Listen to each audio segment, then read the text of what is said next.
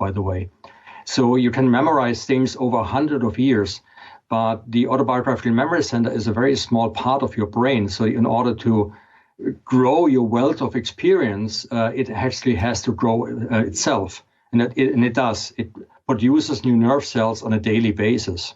And these new nerve cells are essentially the neuronal correlate of curiosity and of our ability to think, and also of our ability to memorize new things without erasing previous memories. So that's a requirement that we can get our autobiographical memory can actually grow over our whole lifetime. Yes. But what we have seen in 2020, in particular with the mRNA, which is neurotoxic, the production of these nerve cells is essentially undermined, completely blocked. So if new memories now have to be stored and they come with fear, with narratives, then they have to override the previous memories maybe from your childhood, memories from things you have learned in the past, even thoughts you might have had years or days before. But in order to really override everything in the long term, you have to change essentially the story on a daily basis, because the memory center actually has the shape of a seahorse. That's why it's called hippocampus. And so I want to refer to it as the hippocampus. The hippocampus learns only new things if they are new and come with emotion. So changing essentially the story, even what we have experienced in 2020, which really gave me strange feelings at the time. You have to imagine. We know that everything was very well planned ahead. Yes. There are lots of documents which show everything was extremely well planned ahead. I mean, they even had the injection program ready for billions of people in a year, which is actually unbelievable from a scientific point of view. Well, I mean, it's amazing how fast you can move when you skip all clinical trials, of course. I mean, yeah, sure, but still you still have to produce the stuff, Yes.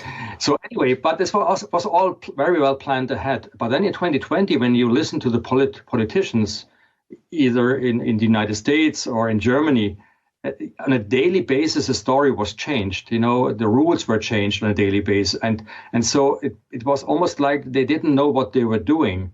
But from a viewpoint of the hippocampus, it's actually the best way to indoctrinate people is to change the story every day. Wow. So that you force the hippocampus to learn the narratives in all variants.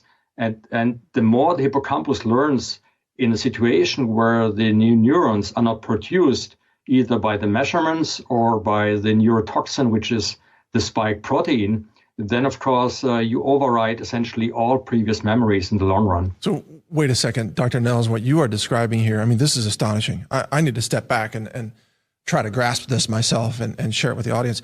You're talking about a level of neurohacking that is very sophisticated. Absolutely. It's not just random, here's a narrative, believe it. But rather, you're just talking about a mechanism where the hippocampus is forced to process changing narratives, some of which may be contradictory, as a way to sort of force the mind wipe of the autobiographical self, as you call it, or the memories that a person already has. I mean, this is almost like science fiction, what you're describing.